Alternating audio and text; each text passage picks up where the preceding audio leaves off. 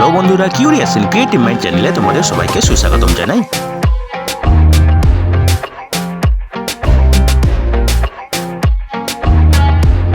Hello বন্ধুরা, তোমরা সবাই কেমন আছো? আশা করি তোমরা সবাই ভালো আছো। তো আমরা আজকের এই ভিডিওতে নালকোতে সরকারি নিয়োগের ব্যাপারে আলোচনা করব। তো বন্ধুরা, এই নিয়োগের সমস্ত খুঁটিনাটি তোমাদের দেখাবো, বলবো, তোমরা দেখতে থাকো যাতে তোমরা কোনো কিছু মিস না করো।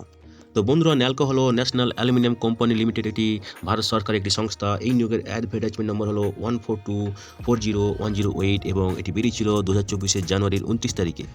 তো বন্ধুরা দেখো, এখানে প্রথম যে পদটা আছে সেটা হলো junior foreman short firer blaster S0 grade. এখানে বেতন হবে 36,500 থেকে 1,15,000 টাকা।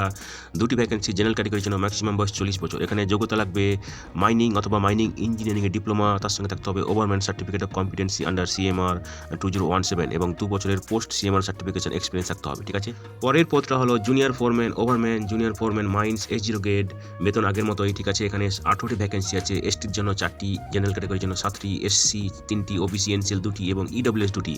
ম্যাক্সিমাম বয়স 40 বছর। এখানে মাইনিং বা মাইনিং ইঞ্জিনিয়ারিংয়ের ডিপ্লোমা লাগবে, তার সঙ্গে লাগবে overman certificate of competency under CMR 2017 এবং 2 বছরের পোস্ট CMR সার্টিফিকেশন এক্সপিরিয়েন্স লাগবে। ঠিক আছে, পরের পদটা হলো junior foreman electrical S0 grade. বেতন একই রকম। এখানে আছে 5টি ভ্যাকেন্সি, জেনারেল ক্যাটাগরির জন্য 4টি এবং STর জন্য 1টি। ঠিক আছে, এখানে আপার এজ লিমিট হচ্ছে 40।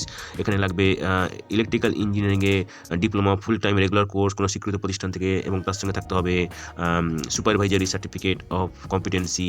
ঠিক আছে, এবং এখানে 2 বছরের পোস্ট কোয়ালিফিকেশন এক্সপিরিয়েন্স লাগবে, যেটা হলো আফটার ডিপ্লোমা পাওয়ার পরে। পরের পদটা হলো junior foreman surveyor S0 grade.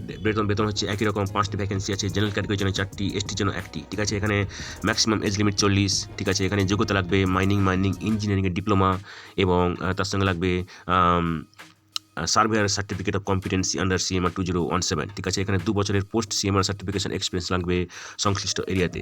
পরের যে পদটা আছে সেটা হলো junior foreman civil S0 grade. এখানেও বেতন হচ্ছে একই রকম হবে। ঠিক আছে, 2টি ভ্যাকেন্সি, জেনারেল ক্যাটাগরির জন্য। এখানেও ম্যাক্সিমাম এজ লিমিট 40 বছর। এখানে যোগ্যতা লাগবে সিভিল ইঞ্জিনিয়ারিংয়ে ফুল টাইম ডিপ্লোমা। ঠিক আছে, কোনো স্বীকৃত প্রতিষ্ঠান থেকে, এবং 2 বছরের ইনলাইন এক্সপিরিয়েন্স লাগবে। পরের পদটা হলো laboratory assistant grade 3 T0 grade. এখানে বেতন হবে 29,500 থেকে 70,000 টাকা। 2টি ভ্যাকেন্সি, একটি জেনারেল ক্যাটাগরির জন্য, একটি ST ক্যাটাগরির জন্য। ম্যাক্সিমাম বয়স 35 বছর। এখানে যোগ্যতা লাগবে কেমিস্ট্রিতে স্নাতক অনার্স। ঠিক আছে, এবং 1 বছরের অভিজ্ঞতা লাগবে কোনো রেপুটেড অর্গানাইজেশন থেকে ডিগ্রি পাওয়ার পরে। ঠিক আছে, পরের পদটা হলো dresser cum first aider W2 grade. বেতন হবে 27,300 থেকে 65,000 টাকা। 4টি ভ্যাকেন্সি, 3টি জেনারেল ক্যাটাগরির জন্য, একটি ST ক্যাটাগরির জন্য। ম্যাক্সিমাম বয়স 35 বছর। এখানে যোগ্যতা লাগবে উচ্চ মাধ্যমিক পাস হয়ে থাকতে হবে কোনো স্বীকৃত বোর্ড থেকে, তার সঙ্গে থাকতে হবে valid first aid certificate saint John's ambulance থেকে। ঠিক আছে, এখানে 2 বছরের পোস্ট কোয়ালিফিকেশন এক্সপিরিয়েন্স লাগবে ড্রেসার হিসেবে কোনো হসপিটাল বা ডিসপেন্সারি থেকে। ঠিক আছে, শেষ যে পদটা নিয়ে আলোচনা করবো সেটা হলো নার্সিং গ্রেড 3 P0 গ্রেড। এখানে বেতন হবে 29,500 থেকে 70,000 টাকা। 4টি ভ্যাকেন্সি আছে, জেনারেল ক্যাটাগরির জন্য 3টি, STর জন্য 1টি। এখানে ম্যাক্সিমাম বয়স 35 বছর। এখানে মাধ্যমিক এবং উচ্চ মাধ্যমিক পাস হয়ে থাকতে হবে সায়েন্স নিয়ে। ঠিক আছে, তার সঙ্গে থাকতে হবে GNM কোর্স পাস হয়ে থাকতে হবে 3 বছরের কোর্স অথবা ডিপ্লোমা অথবা নার্সিংয়ে BSc থাকতে হবে কোনো গভর্নমেন্ট স্বীকৃত প্রতিষ্ঠান থেকে। ঠিক আছে, এবং 1 বছরের পোস্ট কোয়ালিফিকেশন এক্সপিরিয়েন্স লাগবে, যেটা হলো GNM ট্রেনিং পাওয়ার পরে। ঠিক আছে,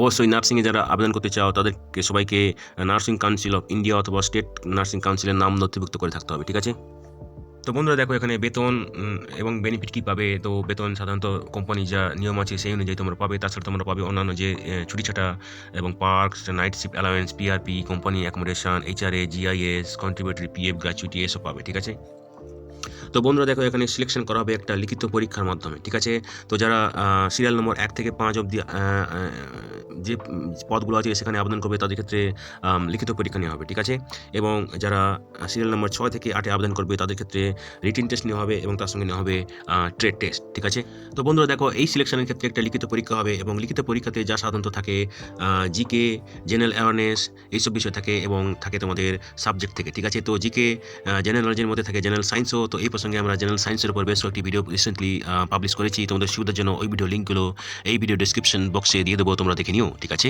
হয়তো তোমাদের কাজে লাগতে পারে।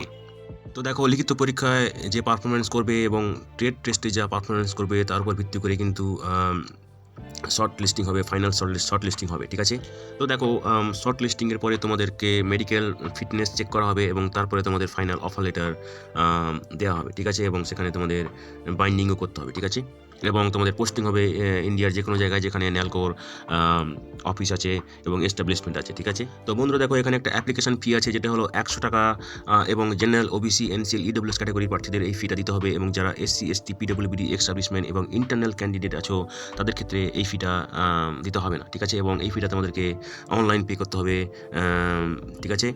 এবারে দেখো তোমরা আবেদন করবে কীভাবে, অনলাইনে যাবে এই ওয়েবসাইটে যেটা হলো www.nalcoindia.com, ঠিক আছে। এখানে গিয়ে তোমরা যাবে অনলাইন অ্যাপ্লিকেশান, তারপরে যাবে মেক পেমেন্টে, ঠিক আছে। এবারে তোমরা সিলেক্ট করবে ওড়িশা স্টেটের আন্ডারে, এবং সেখানে যাবে পিএসইউ পাবলিক সেক্টর, এবং সেখানে তোমরা এই অপশানটা চুজ করবে যেটা হলো NALCO recruitment for junior foreman, short fire, blaster, junior foreman, overman, এইসব যেটা আছে সেটা চুজ করবে, ঠিক আছে।